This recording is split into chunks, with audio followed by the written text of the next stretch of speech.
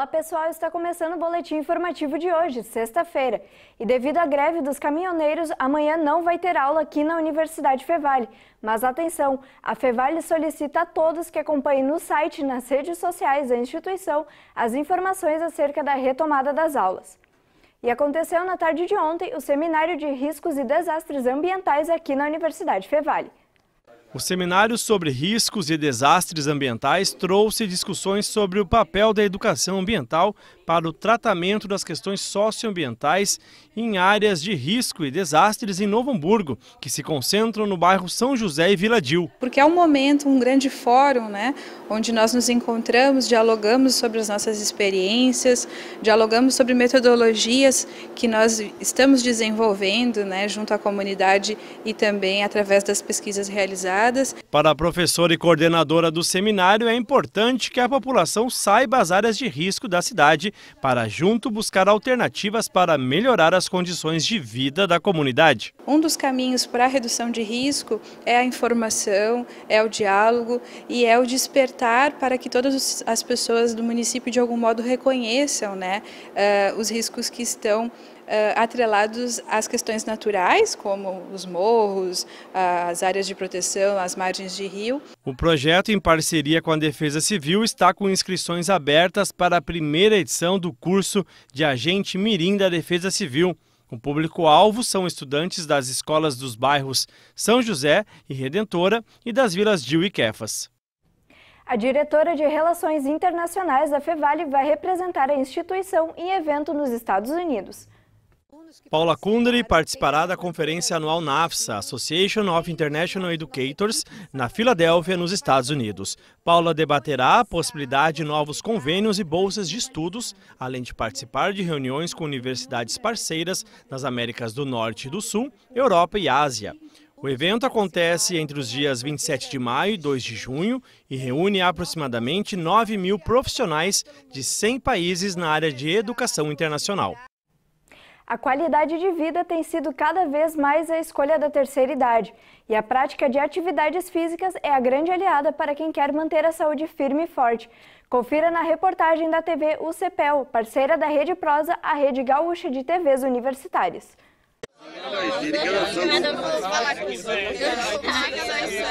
Rede Prosa.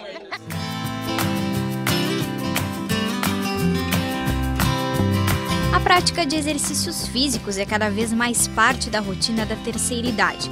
Aquela história de que são sedentários ficou no passado.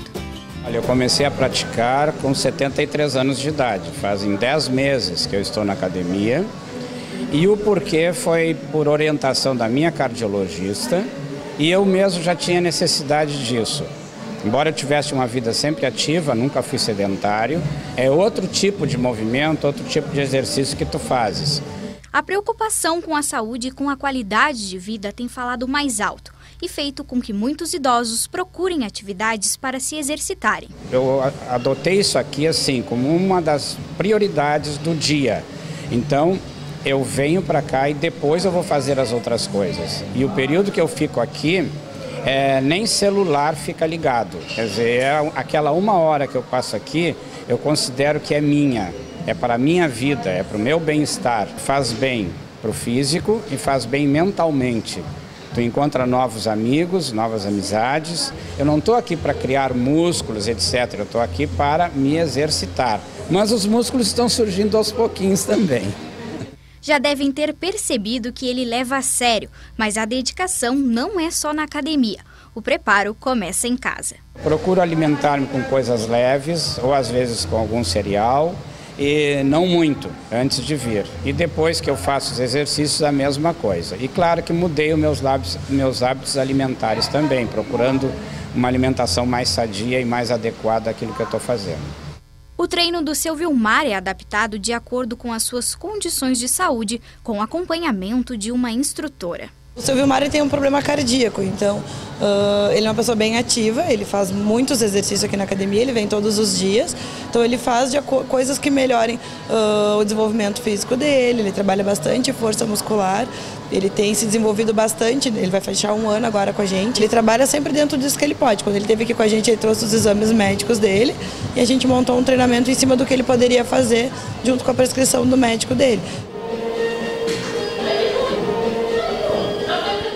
A idade não é empecilho por aqui. Vale tudo, cantar, dançar e se divertir, porque o segredo da vitalidade é fugir do sedentarismo. Comecei na dança por causa de uma depressão. Comecei a participar da dança, comecei a querer sair para melhorar. E foi quando eu vim para cá. Aí, isso já fazem 7 anos. E é ótimo. Eu me sinto muito bem, é uma convivência muito boa. A nossa professora é uma pessoa maravilhosa. As nossas colegas, muito queridas, umas mais antigas, outras vêm chegando. E todas se harmonizam e a gente se sente muito bem assim convivendo. Manter uma atividade, manter contato com outras pessoas, manter a mente saudável e o corpo se movendo para que não decaia, para que ajude a melhorar a saúde. Eu acredito que essa seja a importância principal. Dança porque gosta ou porque precisa? Danço por os 2 motivos. Porque gosto e porque preciso. Danço porque adoro. A dança tem o poder de libertar o corpo e a mente. E quem começa não quer parar. A aula de dança do ventre é um ambiente alegre em que a Darli e a Belmira fazem questão de estar. Esse tipo de dança, que é o que eu faço aqui, dança do ventre nessa aula, nunca tinha dançado. Mas me encontrei, achei ótimo. Como a senhora se sente quando está aqui? Extremamente bem, à vontade, feliz, tranquila, não penso em nada. Os problemas, as dificuldades, as doenças acabam ali na porta. Faz muito bem, principalmente quando a gente tem alguma apresentação fora daqui. Então, aquele evento, a gente se prepara, a gente ensaia, aí tem que pensar no figurino. Cada uma escolhe a sua roupa e vai confeccionar, vai mandar fazer e a gente se sente muito bem. Viu? A terceira idade não tem nada de sedentária, está mais ativa do que nunca. E juntos querem buscar saúde, bem-estar e qualidade de vida. Eu levei muito tempo para começar. Se eu tivesse começado talvez até tarde já, mas aos 40 anos a minha vida seria bem diferente. Vários problemas que eu tenho eu não teria se tivesse começado antes. Se a pessoa quiser, a pessoa tem vontade, se gosta, que tente, porque é bem possível que goste. Uma das coisas que faz a terceira idade, as pessoas da terceira idade, se libertar de várias coisas, principalmente de pensamentos assim que deixam a gente para baixo, ou coisa parecida. Liberta. Muito bom. Que venham as pessoas, né, dançar.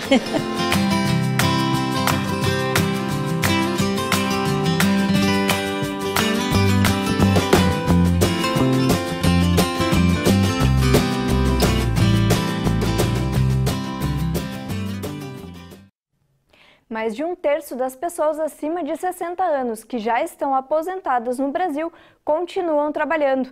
A gente vai mostrar agora os motivos que levam essas pessoas da terceira idade a permanecerem no mercado de trabalho.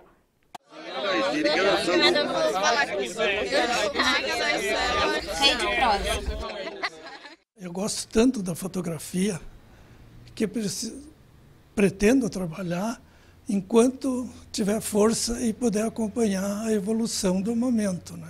Após 50 anos de trabalho, a motivação não abandonou o fotógrafo Lino. Nesse tempo, ele passou por muitos desafios e mudanças. O principal foi se adaptar às câmeras digitais. Mas desafios são necessários para a evolução profissional. E hoje, com toda essa experiência, o Lino é referência em fotografia na cidade de Passo Fundo. Ele atua principalmente em eventos como formaturas, aniversários e casamentos. Porque a aposentadoria não é muito, então um dinheirinho que entra mais já ajuda, mas não é tanto pela parte financeira, mas é pela motivação de você acompanhar o momento e para tu não ficar em casa, né? Porque tu fica em casa fechado, vem a depressão. Por aqui, a determinação também se destaca. A Eloá e o Nilo trabalham na área da culinária desde os anos 70. Hoje eles são proprietários de um restaurante que fica no centro da cidade de Passo Fundo. E os desafios? Servir em média 60 almoços por dia. E preste atenção nesse detalhe. Eles não têm funcionários.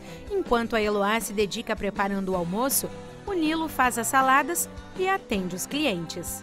A gente vai gostando com o tempo, né? A gente vai adquirindo uma certa experiência, então vai gostando. Tem o pessoal que chega, a gente conversa, então é bom, né? Eu adoro essa profissão. E a gente sempre lidou com isso, com meu pai, minha mãe, depois casei e continuamos essa lida, né? De restaurante, lancheria. De acordo com os dados divulgados pela Confederação Nacional de Dirigentes Logistas, mais de 1/3 das pessoas acima de 60 anos que já estão aposentados no Brasil continuam trabalhando. E o principal motivo é a necessidade de complementar a renda. Assim, para 46,9%, a aposentadoria não é suficiente para pagar as contas e despesas pessoais.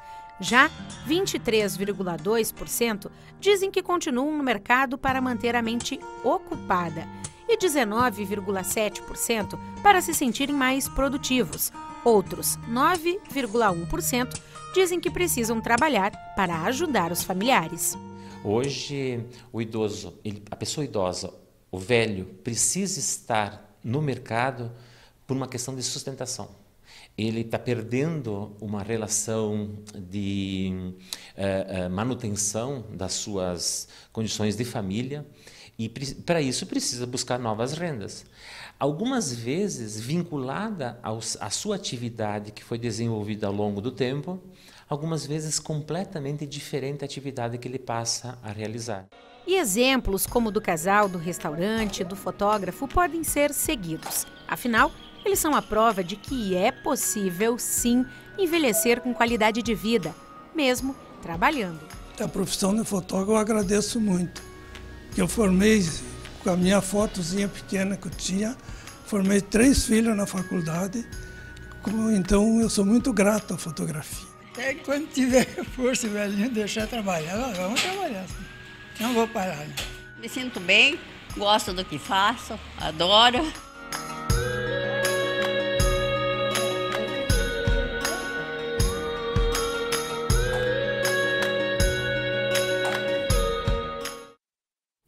E agora nós vamos falar de futebol. Com a vitória no último domingo, o Esporte Clube Novo Hamburgo chega para a última rodada da fase de grupos da Série D do Campeonato Brasileiro com chances de classificação.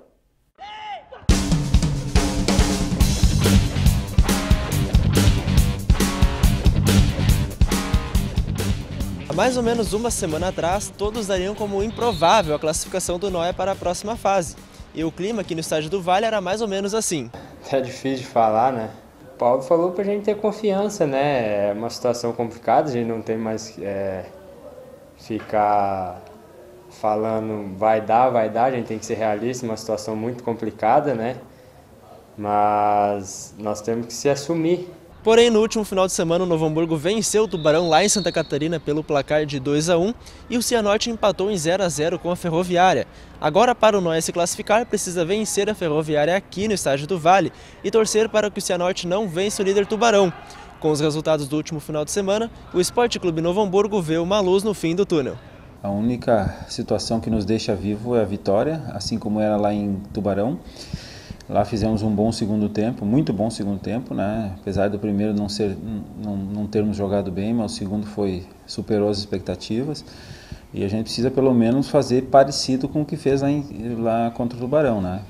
E aí, por consequência disso, conseguir a vitória. E aí depois a gente vai ver o que vai acontecer no jogo lá do Cianorte Tubarão, né? Que a gente espera que também seja favorável a nós, mas primeiro, o passo mais importante, a gente tem que fazer a nossa parte, que é vencer.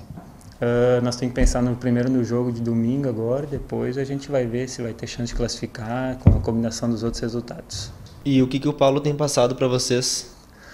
Tranquilidade, né, fazer uma semana boa de trabalho, todo mundo se ajudando, para a gente tentar fazer de novo um bom jogo e sair com um resultado positivo. Essa vitória era importante para o Novo Hamburgo não só para se manter vivo no campeonato, mas também para ter um clima mais leve no vestiário.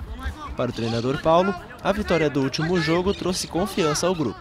Futebol você vive de vitórias, né? Quando, por mais que tu esteja fazendo o trabalho certo e as coisas correndo bem, e era o que estava acontecendo, né? E as vitórias não estavam vindo, o clima não fica legal. Com a vitória fica mais leve, o jogador fica mais feliz, dá mais risada, né? E passa a acreditar mais nele mesmo, né? A gente trabalhando forte, né? A gente confia no trabalho do treinador, ele também confia na gente. Então o que a gente tem que fazer é fazer tudo aquilo que ele vem falando pra gente durante o treinamento e colocar dentro do campo, né? Confiança, alegria, para que as coisas venham a dar certo. Já o próximo e último adversário do Noia nessa fase de grupos requer muita atenção.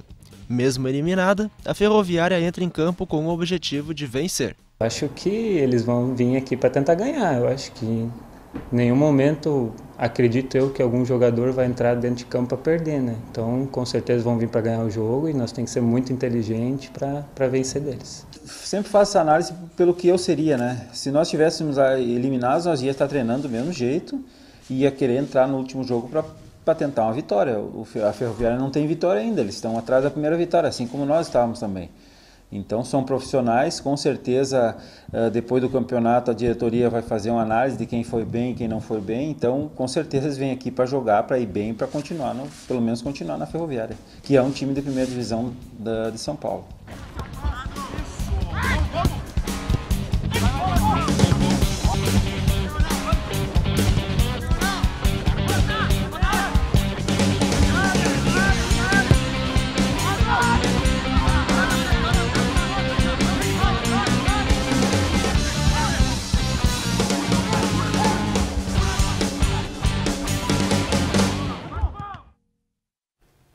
O jogo entre Novo Hamburgo e Ferroviária está previsto para ocorrer neste domingo às 6 horas da tarde, mas em função da greve dos caminhoneiros, a CBF pode adiar a rodada.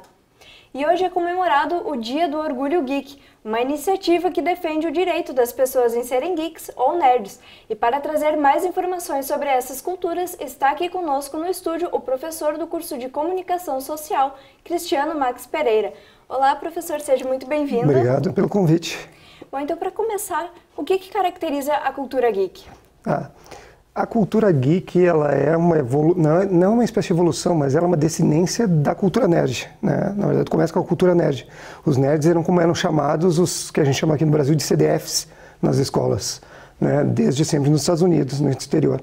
E a partir dessa cultura nerd no colégio, que era uma espécie de extensão da infância, quer dizer, aquela criança que continuava aparecendo sendo criança, ainda indo adiante na série, eles começavam a chamar de nerd, que estudava demais, tu começa a cultuar uma série de coisas mais infantis, como quadrinhos, como jogos, como desenhos animados, e aí isso começa a evoluir. À medida que as mídias e a tecnologia começam a avançar, principalmente com a chegada do estouro dos videogames a partir dos anos 80, os computadores no final da década dos anos 80 e aí toda a explosão de internet nos anos 90, a palavra geek foi tirada do dicionário, né, americano, para chamar o nerd que ele era um pouco mais tecnológico.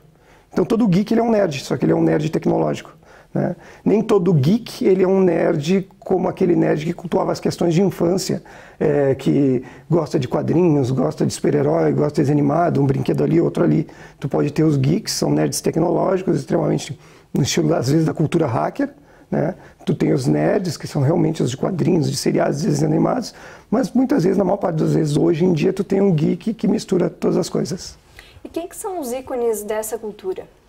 Os ícones dessa cultura, inclusive em função da própria data do 25 de maio, né, principalmente é o Star Wars, né? Esse é o grande ícone. O Guia do Mochileiro das Galáxias também faz menção ao dia, em função de chamar o Dia do Orgulho Nerd de Dia da Toalha, né, porque a toalha, dentro do livro, da trilogia, que na verdade são 5 livros, né, eles chamam de trilogia, mas são 5 livros, a toalha é um componente importante para tudo que o personagem vai fazer, então se tornou um ícone. Então, principalmente o Star Wars, e aí segue todos os desenhos animados que a gente puder imaginar da década de 80, porque o Star Wars estreia nos anos 70, em 77, dia 25 de maio de 77, é o primeiro filme, por isso o dia, né? Bom, e a cultura geek, ela está muito em alta nos últimos anos, né? Qual foi o principal fator que impulsionou ela? O fator que impulsionou a cultura geek é uma espécie de cult hoje, né? A gente cultuar de uma outra maneira, é em função da internet e em função principalmente dessa revolução dos celulares, do mobile. Então, a entrada dos aplicativos, novos modelos de negócio, voltados todas a questões tecnológicas, traz de volta à cena o geek, que é aquele programador, aquele CDF, aquele cara que cultura toda essa questão dessa cultura pop, como centro empreendedor de uma nova economia. E aí ele vira algo que antes era meio depreciativo. Ah, tu é um nerd, tu é um geek, quer dizer, essa coisa era horrorosa, vira uma espécie de prêmio. Não, tu é um geek, quer dizer, tu é um super dono de uma empresa no Vale do Silício, tu ganhas milhões, tu é milionário. Então acende uma outra representação do geek, né? Bom, e a partir dessa alta, então, da cultura, também surgiram alguns eventos, né? Eu queria que tu me explicasse um pouquinho eles. Tá. Esses eventos, na verdade, eles já acontecem há 2, 3 décadas no exterior. No Brasil, isso vem ganhar força no final dos anos 90, né?